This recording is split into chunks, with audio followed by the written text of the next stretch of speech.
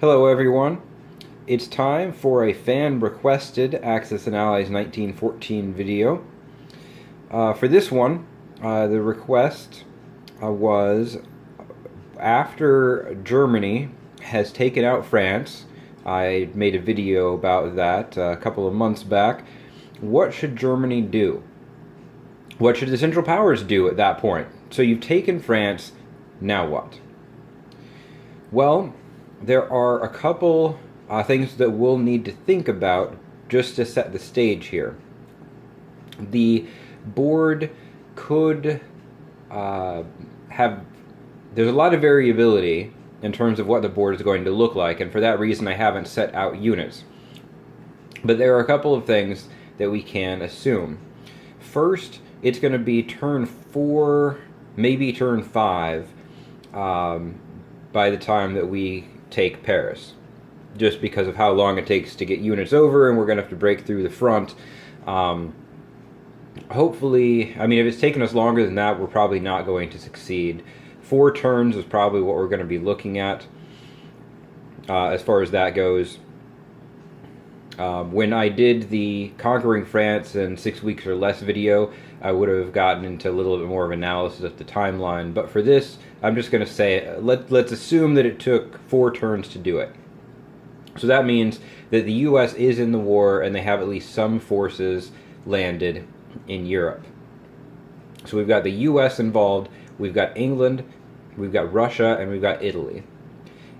If you follow the strategy that I set out for taking out France, the Central Powers should be in a fairly strong position up here, because the taking of Switzerland, threatening Italy, along here, was part of the strategy for overwhelming France's defenses.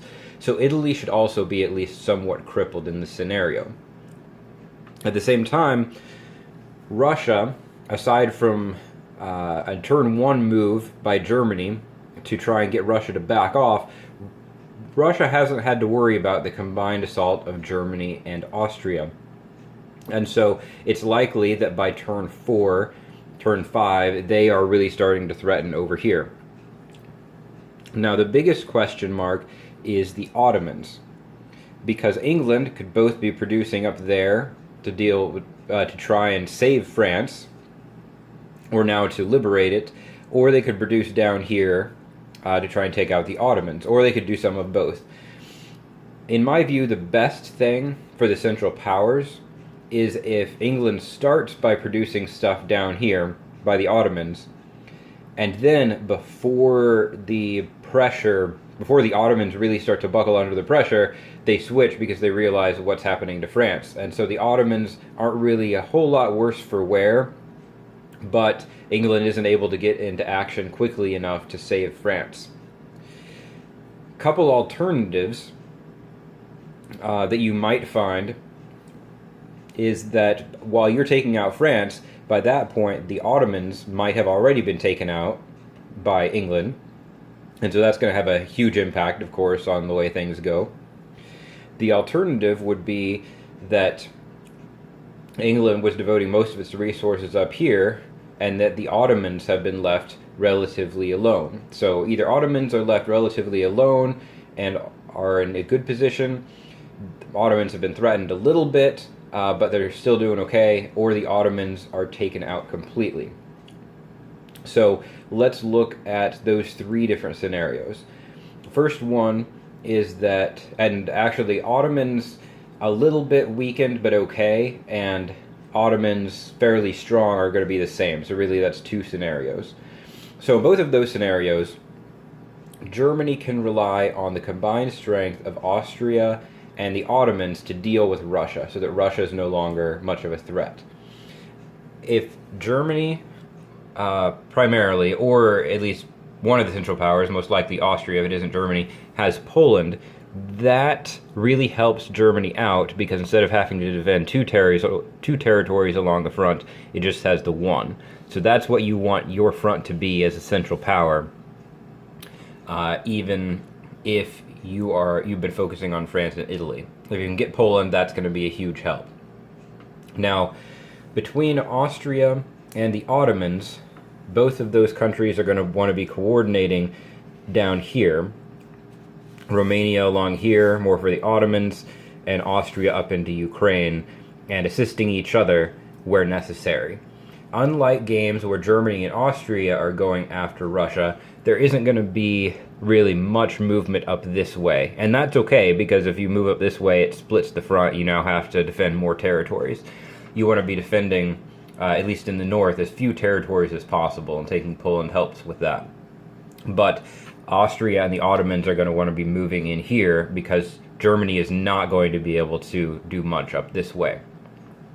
The reason for that is that at a minimum, the United States is going to be pouring units into France.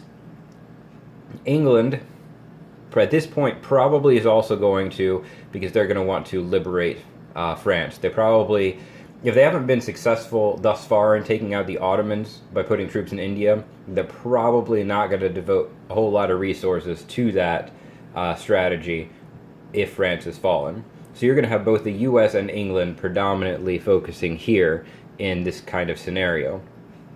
So Germany will need to focus on the shortest possible route to getting units over to Paris, because its supply line is now super long. So it's going to need to look at the shortest possible route, which is still a couple turns, and really just focusing on defense. You want to take Paris, and I mean, a little bit of offense isn't bad to help with counterattacks, but even if you conquer all French territory, the very next you can't defend every coastal territory from England and the U.S. You're just not going to be able to hold on to it.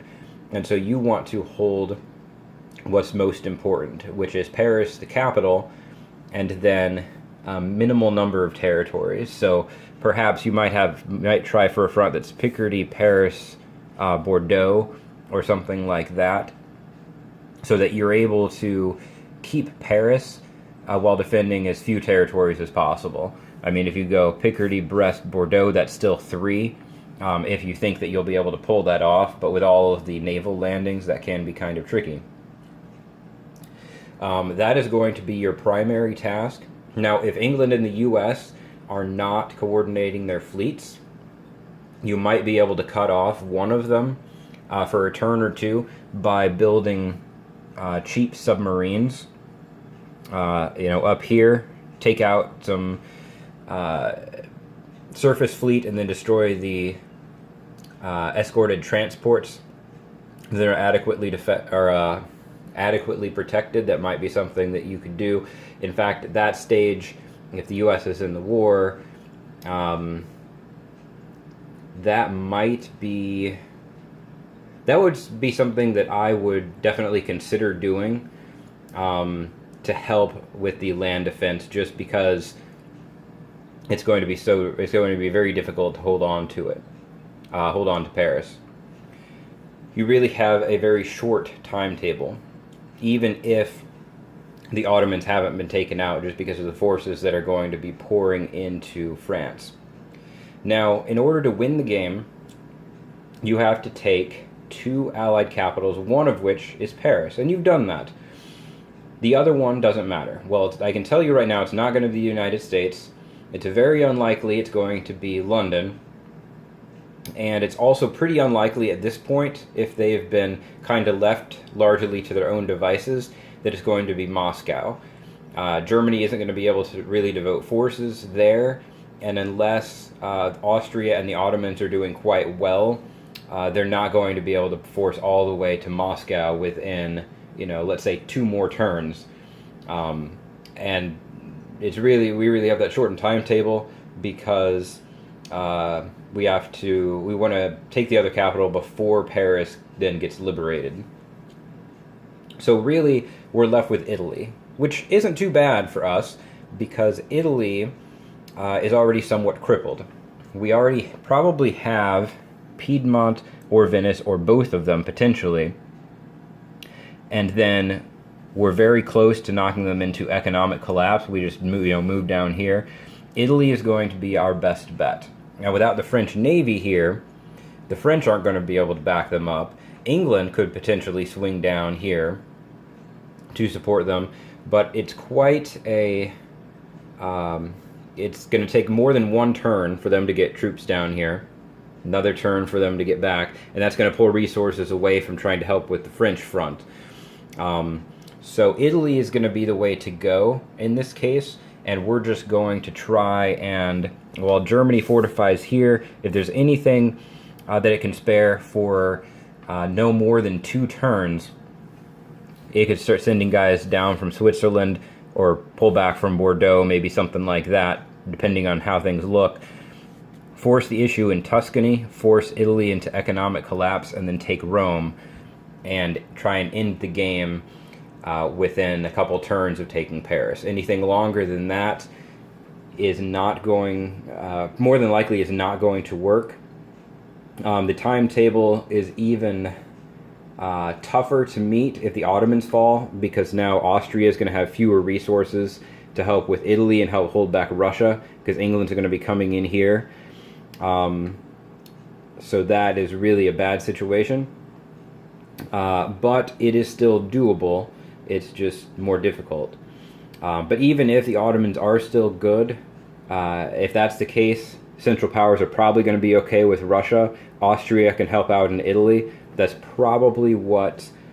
well, that's definitely what I would recommend doing. Just try and hold on to France just long enough for Germany and Austria to take out Italy and win the game. So that would be my approach. Just the things that I would assume going into a post-French defeat type of scenario, and then a couple variations depending on what's going on in the Ottomans, or with the Ottoman Empire. But regardless, I see fortifying France and trying to take out Italy right away as the key to success for the Central Powers. Hope you enjoyed this video. If you have any other requests, any things you'd like to see, just let me know. Like I mentioned, this was a fan requested video. I'm always looking for new ideas, new content, so that I make sure that I put stuff up that you guys want to see. And I hope you guys have a great weekend.